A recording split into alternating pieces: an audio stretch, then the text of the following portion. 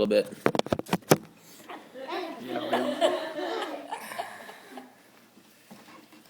Okay, Grandma. Okay, Grandma, you're on. Where were you born? I was born in Thatcher, Arizona, at my grandmother's house. And when I was about 3 months old, they decided to invite the neighbors in to see this beautiful baby girl. And anyway, I started crying just loud as could be when the first one arrived. And I cried so loud and so bad that they put me at the end of a 30-acre piece of land and went on and had their party, and they brought me in just as they were saying the closing prayer. That's how I started. Bill just asked me, you guys. You've had an hour to prepare. Yeah, at least. To remember your life. So when did you move to, how long did you live in Thatcher? I lived in Thatcher about 6 months, and my folks moved to California. And Where? when? Where in California? Inglewood, California. And What year was that? 1920. 1920. I was born in 1920. Gosh, that's a long time ago. So what kind of a house did you live in? Well, we always had a nice house when we lived together as a family. I have two brothers and a baby sister, and my dad was in the grocery business. He was a butcher, and he was a real good butcher, and really had a nice grocery store and everything. It was right next door to the bank, right in town of Inglewood. And something's kind of interesting. Black people weren't allowed in town in Inglewood after dark. And they used to have to catch the streetcar out in the middle of the road and go on the streetcar into Los Angeles. They didn't allow black people in town after dark. And that shows you what a long ways we've come. Yeah. That a lot of parts of Inglewood are all black people. So, They'd only come out at dark. It's being recorded, Josh. Yeah, that was Dan Sorensen. Pulling out a knife. just trying to think of something else I wanted to say. Tell about your parents. I love school so much. I couldn't hardly stand to have my girlfriend get better grades than I did, so I always worked hard so I'd be at the top of the competition was hard for me because I had to win. And I loved sports. I did real well in all sports. I loved to shoot marbles, play jacks, jump rope. I had a bicycle. It was an old used bike, and I used to pump my two brothers on that bike to school most days. One on the handlebars, one on the back? I had one rod, there, and one of them sit there, and the other sit on the seat, and then I pumped up, standing up Between them. Oh, my word. And always caught there. One time I did the cartwheel all the way to school, hoping somebody would see me out their window and say, "Look at that girl, isn't that wonderful?" Did it work? Did somebody comment on it? I was pretty tired when I got there, and I never heard a soul come out and clap or anything. I bet there are a lot of comments made within their own car. Well, surely there was. I do. 'Cause I thought I was doing pretty good. Tell about your house there. Well, my dad never believed in owning his own house. He did real well in the grocery business, and then the Depression hit, and he was one of the big shots in town. But things changed drastically. He lost everything. He let a lot of people charge their groceries, and he was so good to people, and then they wouldn't want to see him or pass by him because they didn't have the money to pay what they owed him. He says, if you want to lose your friends, just loan them some money. Was what he told me. I remember as a little girl. But my dad, instead of turning to the Lord and getting through these hard times, he didn't do good. He drank. I never did see him drunk. He never was around his children. I had 2 brothers and a baby sister. And when I was 13 years old, my sister was born. But my dad, remember, came to our house. We had a 2-bedroom house. Came to our house and said that he was leaving and going somewhere else to find a job. And he was leaving the family. And it was pretty hard because he took the only car with him. That's all he had no money, and left my mother with myself. I was 13, and then I had 2 brothers. One was,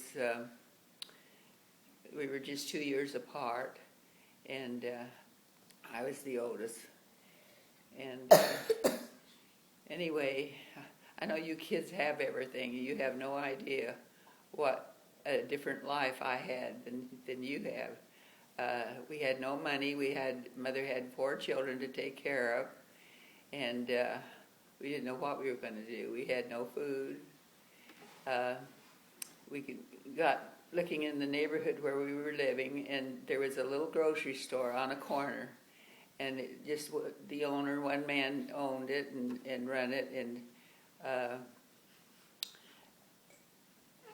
anyway, my mother applied for a job, and she got one. And the Lord really did bless us, because there was 7 years there when we went to school and everything that nobody ever went to a doctor.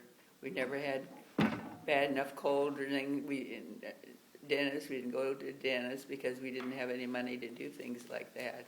And we all were well enough that we didn't have to.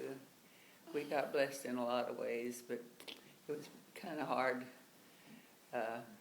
We were living in this little 1-bedroom, 2-bedroom house, and we couldn't pay the rent.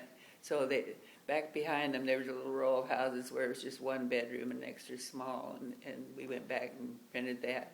But my mother always paid her bills, what had to be paid, and then I'm trying to think of how much money she made. It was something like $9 a week. It was very, very little. But we managed to, without help. I know when I went to high school, we wore middies. We wore a dark skirt, navy blue or black, and then we wore a collar that was dark like that, and then a white stripe around the midi. You called it a midi. And we would take it and fold it up 2 or 3 notches, and then pin it over so that we were waist and had a cute figure when we were freshmen in high school. I remember we thought it was pretty neat, but that's what we wore to school. We didn't, and I was so thankful because we didn't have the money for clothes. I never remember in all of high school of going into a store to buy anything. We had to walk everywhere we went. We had I never did get to go to church because we had no transportation. Nobody knew us, I guess.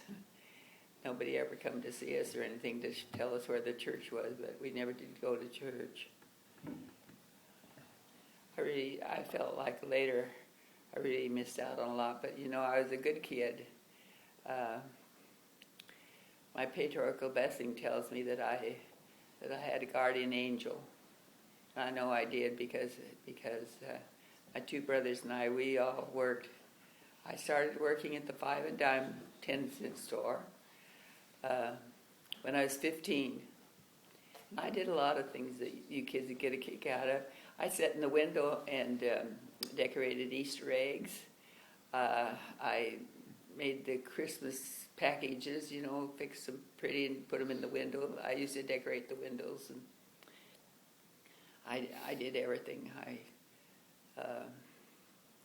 worked in the candy department. I worked in the hardware department. I cut window blinds. I just did a lot of things, but I worked there for after school and every holiday. And, Did they have a soda fountain? Wow. That was noisy. Did they have a soda fountain, Chris asked? Did they have what? A soda fountain? A soda fountain. I never think they even heard of a soda fountain. Really? Do they have a counter for serving drinks or Or food? in the store? No, Like a drugstore? no. No? They had an open counter for candy and things like that. This is like a variety store. It was a variety store. It was a big store. I worked in the yardage, I know, for quite a while, and I taught older women. I was 15. I taught older women that come into work there how to make change and how to handle money. And then the boss asked me to come at night after I got through work and tend his children. Through school? Oh, through And I work. used to get, they'd come to get me about 5 or 6 o'clock, and then they would come home about anywhere to 2 in the morning and pay me 50 cents. And I tended their 3 children, put them to bed and did the dishes. And then you'd go to school the next day? Yes. Wow. Yes. And what'd you do with all your money? Well, I gave everything to my mother. I never made a cent of money that I didn't give it all to my mother. My 2 brothers, I got to tell you a couple of little stories about my 2 brothers and babysitting. My one brother, Harold, he was 11 years old. He took care of a man's yard, and he was so tired. One day he was thinking, real deep thinking, that he carried his empty garbage can, all the way home to our house. And I said, well, what are you doing with that garbage can? He said, oh, I've got to take it back. He'll think I stole it. Here he went running, carrying this garbage can. And my brother Tom, he tended 2 little boys, neighbor boys, while their folks went out at night. And about midnight, there was a knock on our front door, and Mother went to the door, and she said, well, what's wrong, you know? And she says, well, where's your son? Where's Tom? And she says, well, he's tending your children. She says, well, he's not there. The kids are home in bed alone. So they started to look for Tom. He was in his own bed, sound asleep. He had walked during the night, sleepwalk. He didn't know he was tending kids. Anyway, they were pretty upset about it.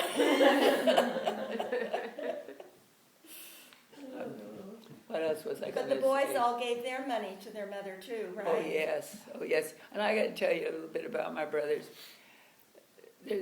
There's never a family that had more love for each other than us kids. We stuck by each other, we helped each other, we loved each other, and all our lives that same love has been there. It's a special love, more so than anybody else I know. We just always cared for each other and loved each other, and we automatically gave our money to our mother. My mother gave my youngest brother, he was 9 years old, 15 cents for his lunch, to buy his lunch at the school. It was 15 cents, I remember that. And guess what he'd do? He wouldn't eat any lunch. He'd hide that 15 cents every day. This was his little nest egg that he was to surprise everybody. Now, he was 9 years old, and he went without eating his lunch every day. So if Mother would say, you know, I just don't hardly know how we're going to make it, he would go get this little bunch of money, and big grin on his face, I've saved our family, and give that to our mother. And he just loved doing that, and and we all took turns with our little baby sister. She was 6 months old when my dad drove away. Anyway, I never went into a clothing store in all the years I went to high school. I had maybe, I think, we had one day a week we could dress the way we wanted. Well, I still wore this dark skirt with a little blouse. That was my. And You Is know it a how you public have school? big clothes closets? Kids, our whole family's clothes closet was this big. No, I'm not joking, and we didn't fill it.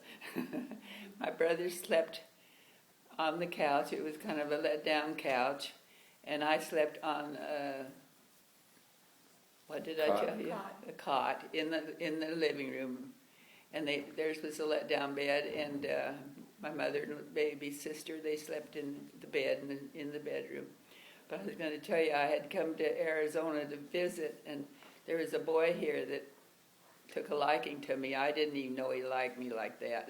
But anyway, he hitchhiked all the way to California to date me. I mean, I didn't even know he was coming. I guess you call it a date. And he come in, and I invited him in the house, and he sit on that couch. And my brothers thought he never would leave because he was waiting for them to leave so we could have us a serious little talk of two people. But he was on their bed. Yeah, but he was sitting on my brother's bed. They didn't leave. It got to be 11 o'clock, and I thought, oh my gosh, in school tomorrow. At 12, and I hated to say anything. You're sitting on my brother's bed. But we did have my little sister, she was so smart. That's where some of the smartness of these kids come. She would look at a book, turn page after page after page. When she's such a tiny little thing, she'd get styes in her eyes because of eye strain. And Well, tell about how you met Grandpa, and then we better end.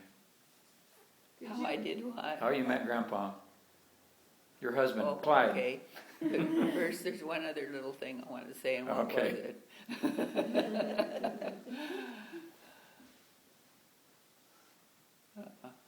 Well, you ought to tell how you got to go to college. How I got what? How you got to go to college. Oh yes, my Aunt Lorraine called me and said that if I would come and stay with her, she lived there with her sister and husband.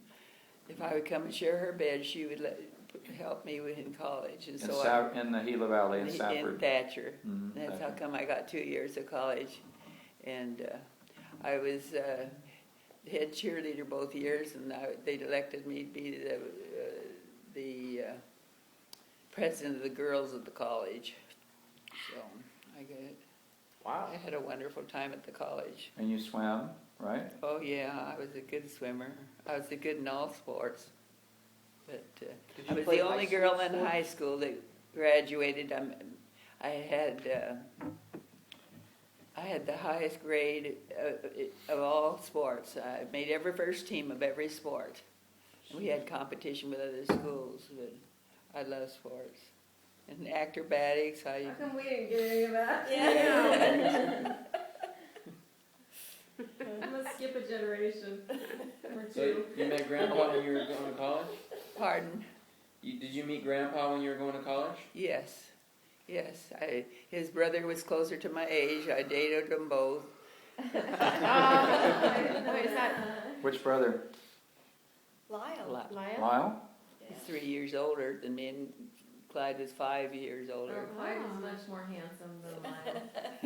I don't know, Lyle was pretty good.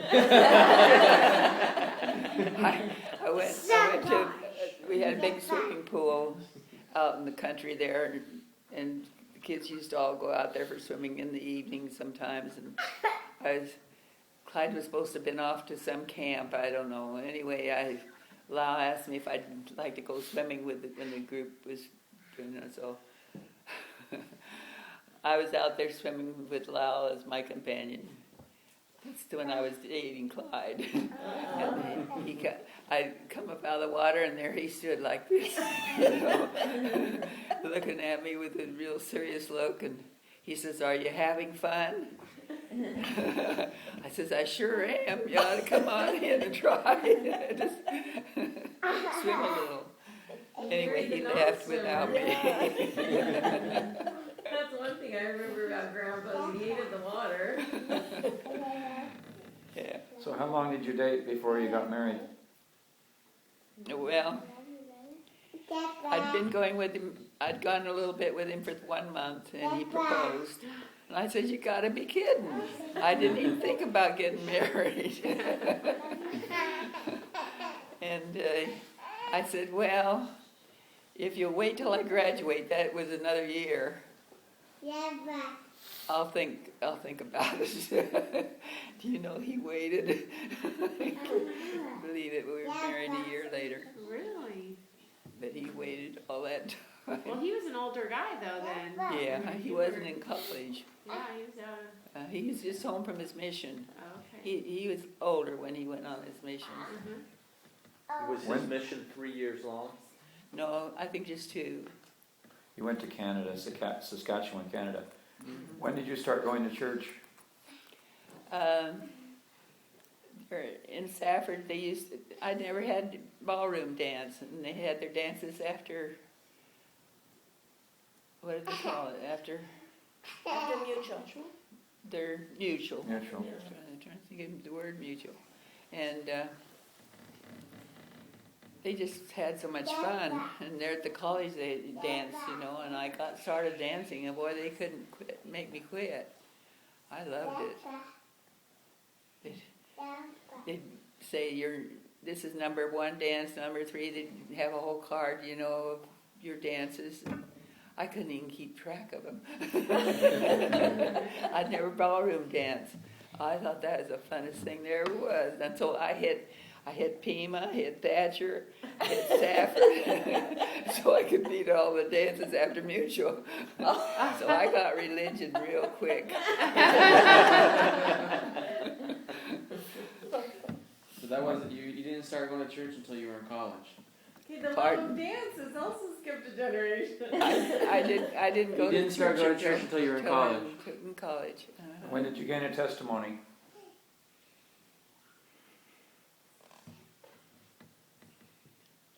And I really gained the strong testimony was when I got my patriarchal blessing. This is what they can do for people. I didn't know the patriarch, and he didn't know me. We'd never seen each other before. And I had never been around anybody that prayed that much or anything. I was kind of a green Mormon. I just happened to have been baptized.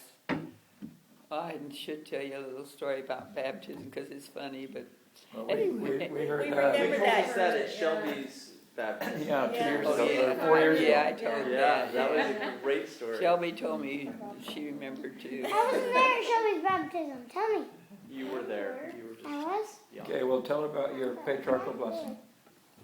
Well, Grandpa took me in to have my patriarchal blessing, and they didn't have anybody to write down, so as the patriarch talked, he asked Clyde if he'd stay in and write down what was said. And it was so new to me, and I'd never even hardly prayed in my life. I didn't know what it was all about. One time I remember went to bed, and I said to myself, you ought to pray. And I thought, well, what do you say? Because I hadn't gone to primary or anything. And I said, well, let's see, you'd say, Dear Heavenly Father, and thank you for today. And then I hesitated for a long time. And I said, oh, Heavenly Father, you know what? You know me. You know what I was going to say. Amen. And so, see how many things you kids got to do that I didn't get to do. Anyway, the patriarch started his blessing, and I felt like the Lord was right there, right next to him, and was telling him every word to say, just like he said it. And it was a wonderful patriarchal blessing. Said I was going to be married in the temple, and just all kinds of wonderful things that I'd had. That you're going to have a wonderful son named William. And anyway, I felt the Lord was right there in the room with us. I had never had an experience like that, and I cried all the way through my blessing. And I was so embarrassed because I cry ugly. Now that That doesn't did skip not a generation. Clyde was right No, I there was gonna say watching. that. It's scared me to say it. But that's the first time I really knew what prayer was about. When I was given that a blessing, it said that I'd had somebody special looking over me all my lifetime. I'd like you kids to know that Grandma never did ever break the word of wisdom. She didn't go to church because she didn't come from a family where we all went to. We didn't have a car to go to church, or we'd have gone, probably. But I never broke the word of wisdom, and I was always a good kid. And most all my friends were a little different. They went to the malt shop across the street and smoked and did some things that I didn't do. And I always felt proud about myself. You know, if you feel good about yourself, you can go a long ways. I always I just felt like I was a good kid. And So when did you go wrong? when you were born. I asked for that. Sorry. The allure of the malt shop. So what do we have for dessert? Well, thank you, Grandma. You need to do more of this. That's excellent.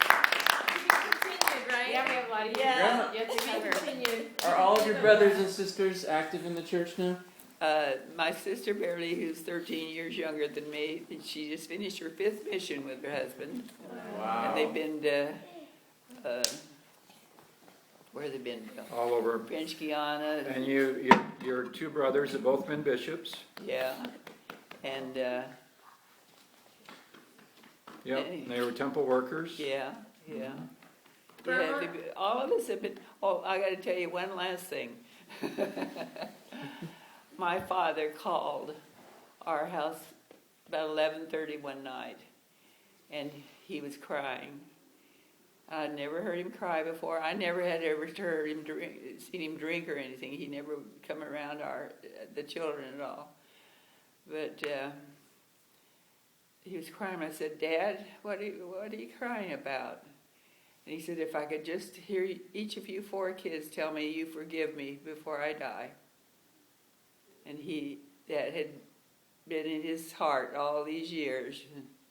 And we made up with our dad, and I got to tell you the final part of it. They divorced, and he remarried, and Mother remarried. We went to the temple.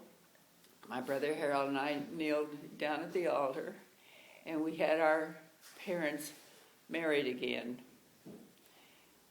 Sealed to each other. And sealed to each other. And had all his kids Sealed to them. sealed to them, yeah. And so that had hurt him all those years. It had been in his heart. And he was a good man. He was a good father. But just things happened wrong, and he made some wrong choices. And he loved us kids. We all know that. So you think it was not living the word of wisdom that was the problem? Well, I think he would have stayed with his religion, other than he had a mother and his sister. His Aunt Chloe spent 33 years there at the temple. So they're really good people, wonderful people. So it's important to live the word of wisdom. Oh, it surely is. Surely But is. did And you when you have the hard times, you can go to the Lord and ask Him, "Hey, help me! I can't go any farther." And He'll always bless you if you live right. Did you all make peace with your dad then? We all loved our dad. We all loved, he was very dear to us.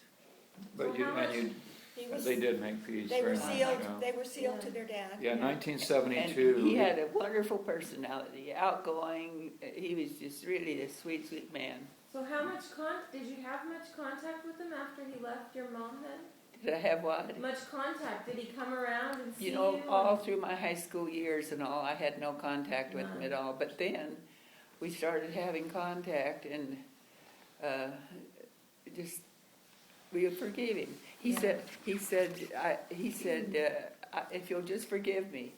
And I said, Dad, you need to forgive yourself. We've all forgiven you. And so I know that a little happiness to his life. But he never was happy after he left our family. It's just a shame that he's such a good man. If my parents had been active, they were not active in church. They were such good people, and if they had just stayed active, that just goes to show you don't drop out of church. Okay, thank you, Grandma. Any, Thank who does not want a little chocolate malt? Thanks, Grandma. After that I story? want a big chocolate. Yeah.